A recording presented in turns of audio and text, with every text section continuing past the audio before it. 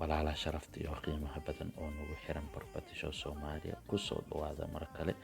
meel walba adduunka ka joogtaan waa idin salaam maalin wanaagsan iyo kuwa habeen u tahan habeen wanaagsan mar kale kusoo dhawaada waa halkii aan naga bartay Property Show